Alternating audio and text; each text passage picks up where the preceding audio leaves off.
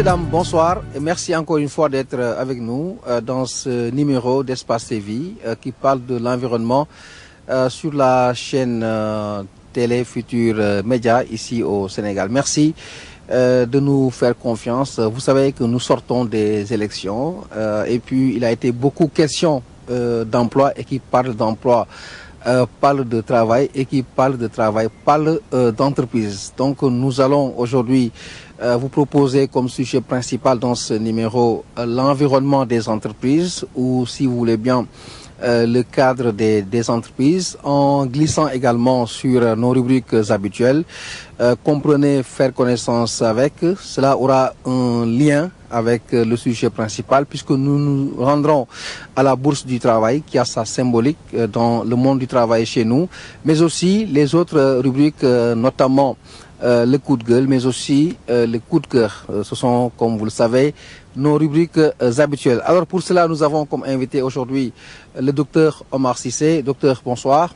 Bonsoir, Papis. Voilà, avant d'aller plus loin, on voudrait savoir, nous avons affaire aujourd'hui à quel profit, c'est quoi votre cursus? Merci. Je voudrais tout d'abord vous remercier de m'avoir convié à cette émission. Moi, je m'appelle docteur Omar Cissé. Mon nom, c'est Omar Cissé. Je suis ingénieur polytechnicien en génie civil. Je suis aussi diplômé d'un 3e cycle en environnement. Je suis diplômé d'un PhD en aménagement. Je suis chercheur. J'enseigne dans certaines universités, comme l'Université de Montréal, l'Université d'Alexandrie. Je dirige l'Institut africain de gestion urbaine. Donc, je m'intéresse beaucoup aux questions environnementales, aux questions d'aménagement, aux questions d'urbanisme, de génie urbain. Je suis aussi spécialiste des déchets. Je suis aussi très actif sur le plan citoyen, étant entendu que je suis dans ma ville Rufisque, adjoint au maire, membre de Vision Rufisque, qui est un mouvement citoyen.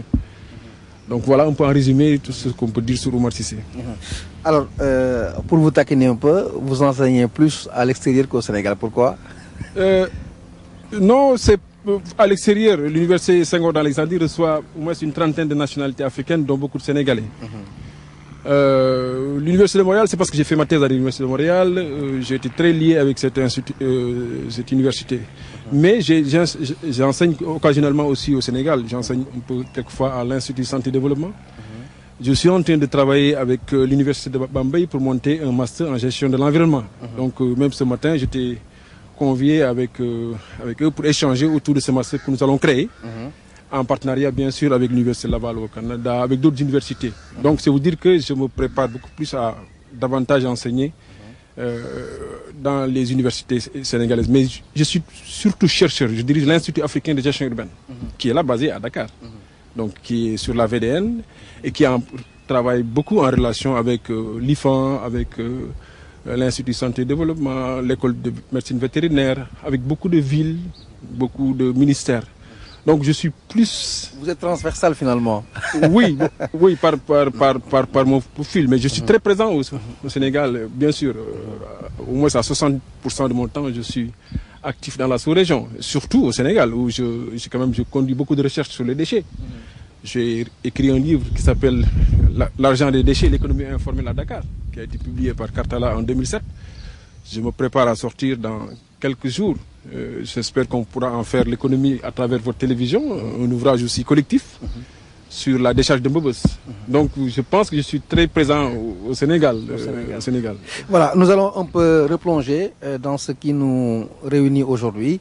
Je le disais tantôt, c'est le cadre du travail. Certains parlent d'environnement du travail. Mais avant d'aller dans la profondeur des choses aujourd'hui, est-ce que vous estimez que le cadre de travail au Sénégal est le meilleur possible ou est en tout cas à une bonne moyenne?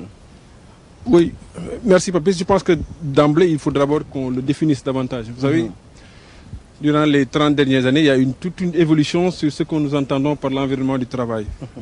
Au départ, les gens se disent, quand ils parlent d'environnement du travail, ils parlaient des concurrents, ils parlent du marché, ils parlaient de la technologie. Mais au moins depuis le sommet de Rio en 92, on parle la dimension développement durable est très présente dans le cadre du travail. Donc dans l'environnement du travail, cet aspect est extrêmement important. La question des pollutions, la question des nuisances. Donc oui, quand vous ramenons ça à la question du Sénégal, est-ce que l'environnement du travail est mieux protégé ici? Vous savez, dans les pays sous-développés, fréquemment, souvent, quand dans les situations de pauvreté, on met entre parenthèses beaucoup d'aspects liés à la sécurité, beaucoup d'aspects liés à la qualité même du travail, beaucoup d'aspects liés à l'environnement interne dans le milieu du travail. Donc, je ne saurais le dire, et surtout quand on considère que nous sommes dans un pays où le travail est essentiellement informel. Hein. Vous voyez, quand on parle du travail, on a toujours l'impression que c'est les industries formelles, mais qui ne représentent pas grand-chose dans nos pays. On est presque sûr que dans le milieu urbain, 80% de l'emploi est informel. Donc ces acteurs-là... Et particulièrement le cas du Sénégal. Ah oui, mais que nous partageons avec beaucoup de pays africains. Hein. Il y a une tendance très nette à l'informalisation. Et surtout quand tu parles d'environnement de travail, regardez ces acteurs informels, ils sont... vous savez, on connaît dans nos pays ce qu'on appelle des zones industrielles, où c'est les grandes industries qui sont logées là-bas. Mais l'acteur informel, il est presque disséminé à travers le tissu urbain. Imaginez-vous donc qu'on est dans des systèmes de micro-industrie, dans les quartiers ou quoi que ce soit. Donc vous ne pouvez pas vous imaginer que c'est un environnement de travail qui est propice.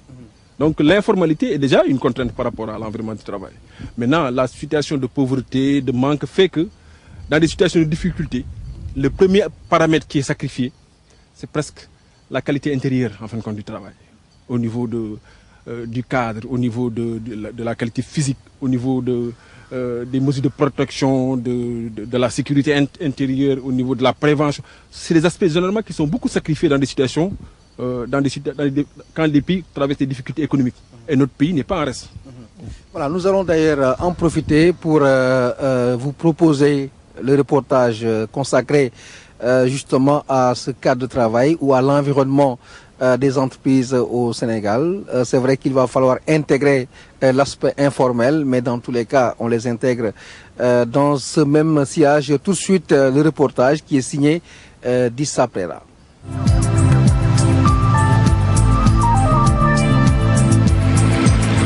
Dans sa cordonnerie, Moustapha Gueye côtoie quotidiennement des produits et matériaux qui peuvent entraîner des accidents ou maladies professionnelles.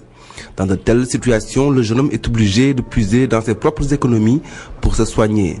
Comme beaucoup de travailleurs du secteur informel, Moustapha est un exclu du système de protection sociale sénégalais.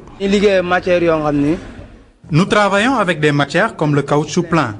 Quelquefois, quand nous le roulons sur la machine là, on respire les résidus qui peuvent entraîner des complications. On respire aussi beaucoup de colle sans nous protéger. Et cela dure depuis des années.